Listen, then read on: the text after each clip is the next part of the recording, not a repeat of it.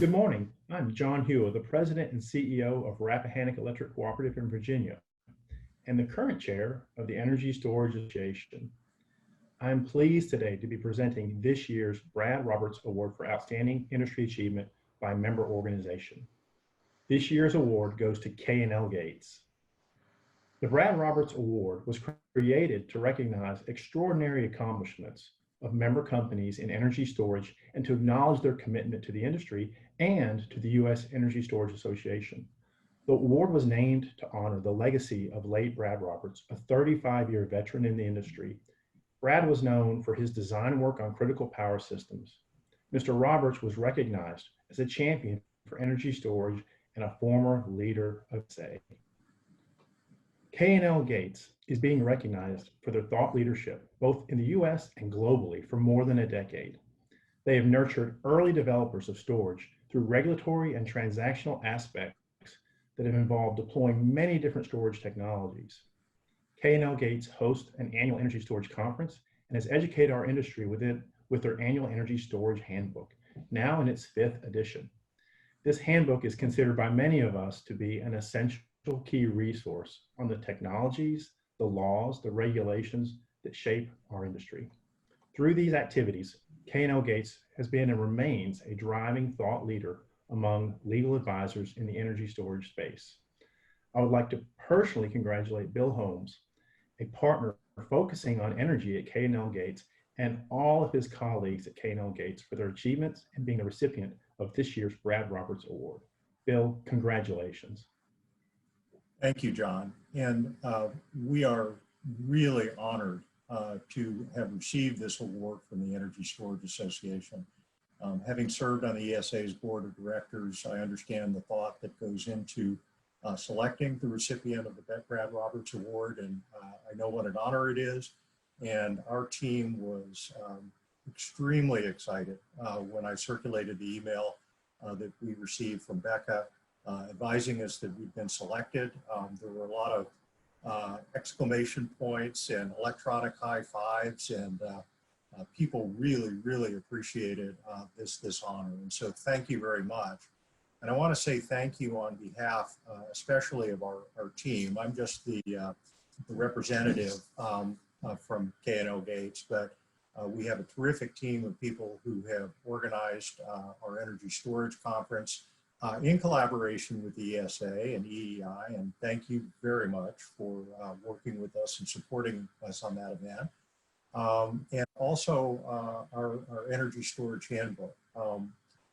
Getting lawyers to row in the same direction is a little bit like herding cats, and a shout out to Buck Endeman, a partner of mine in our San Francisco office, who's done just a superb job of herding the lawyer cats and engaging in a public shaming process to make sure that we all produce the chapters we're obligated to produce and keep updating the handbook on a regular basis. But again, thank you so much for this award.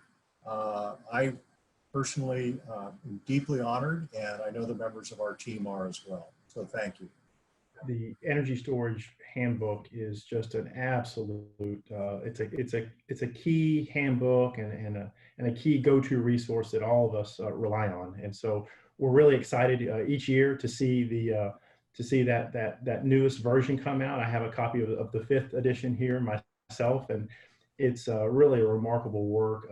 Just tells the entire history of the industry, how we got to where we got to, what's going on across all the states and in the major markets, and it's really a great team effort. We can all tell that. So anything you can tell us about the 6th edition? You know, we have the 5th. We've had a chance to read that. Anything you can tell us about the next version of the handbook, so we can be looking forward to that? Well, we will. Our updates tend to focus on things that we experience and lessons that we're learning from transactions and trends and policy developments that we're picking up on in the industry. I will say one thing that may be of interest. We have identified an interest in hydrogen and long-term energy storage as an important trend. And one of the things that we're going to be looking at more fully is hydrogen and all the dimensions of that is used in energy storage. So you'll probably be seeing more on that either as part of the energy storage handbook or perhaps in a standalone book of its own. Beyond that, you know, as we see transaction structures being developed, financings taking place, and lessons learned from that for the industry, we'll continue to update it to reflect those developments. And, you know, it's a great exercise for us because it requires us to sit down and think about, well, what have we learned and how can we explain that to the industry in a way that isn't too boring? You know, Right. with lawyers writing, you always take your chances, but we try to make it accessible so that people can actually use it and not get bogged down in the detail. We'll continue to do that. One other plug that I would put in, though, is that we always welcome comments from members of the industry. So if people are looking at our handbook and saying, you know, I like this, but I really wish it would address the following topic or amplify on this point, please let us know. I mean, we do take those comments into account. We can't guarantee that we'll be able to update to reflect every single one of them. But certainly if we're seeing a trend where a number of folks in the industry are saying, you guys really need to be thinking about this and writing about this and helping the industry on this point, you'll definitely see a chapter or several paragraphs devoted to that. I think another thing that we are working on doing, I don't know if it'll be out in time for the 6th edition, but as you know, energy storage is becoming increasingly global, and we're seeing energy storage projects take place that we're advising on outside of the United States, and we're wanting to find ways to talk about that and the things that we're learning there. Similarly, at our energy storage conference, which we're going to do as a virtual conference, probably in November after the election, we'll have a panel on international developments. So we'll be talking about those topics as well. That's fantastic. And again, you all do a remarkable job putting that product together. The pictures, charts, graphs, it's really fantastic. Anything as you peer into the future for the next, I don't know, 6 to 12 months, and there's a lot that's changed here recently, but anything in terms of policy trends, you know, specifically on policy, is there anything that ESA members should be looking out for or anticipating in the next short term?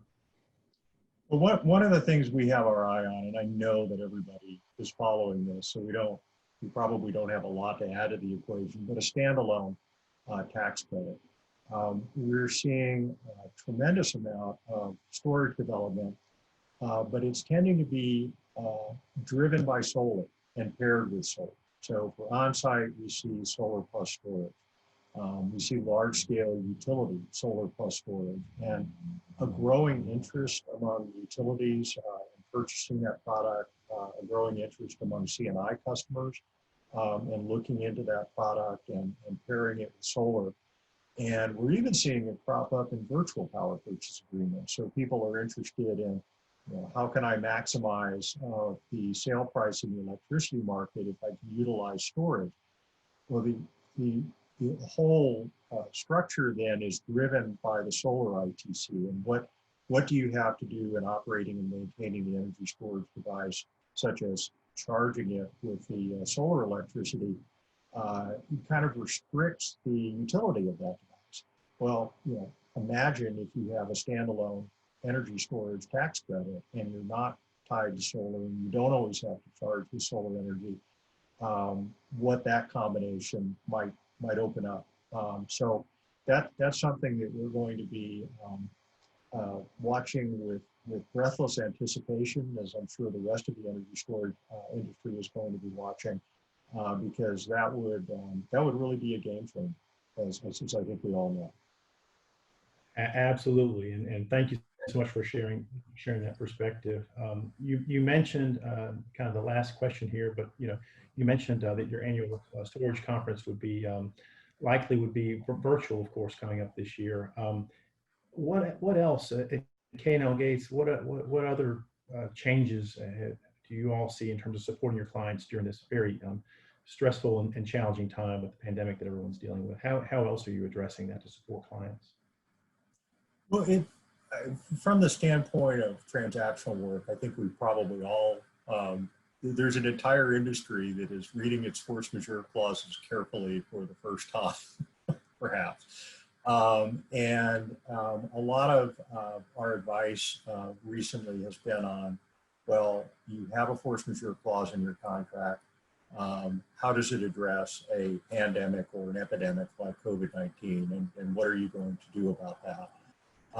We also, as we look forward and people are continuing to do projects, I mean, we're seeing a fairly large volume of transactional work continuing to come through. So people are definitely optimistic that at some point, once we get past the tremendous challenges that COVID-19 is posing right now, that a lot of projects are going to move forward very quickly. But not surprisingly, these people are concerned about, well, what happens if we have to go back to shutdown?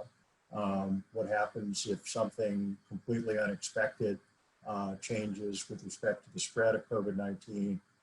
We need to make sure that we capture that in our force majeure clauses. So in terms of advising our clients, we're seeing quite a bit of that in the energy space. The good news is that the transactions continue to move forward. Financings are getting done. Tax equity is coming in on solar projects and wind projects. I'm sure globally overall the pace has slowed down somewhat, but we lawyers at least are seeing a fair amount of activity, which, fingers crossed, when we move past this, in 2021, hopefully then we'll see a lot of activity in the sector. On a day-to-day basis, it's been remarkably seamless. You wonder, could we have done anything like this 15 or even 10 years ago? But as it was, K&L Gates sent all its secretaries home with laptops, and the attorneys went home with laptops, and our practice assistants have been seamlessly supporting us in everything. And it's just been remarkable what technology has enabled us to accomplish. So that's the good news. We're all suffering from Zoom fatigue.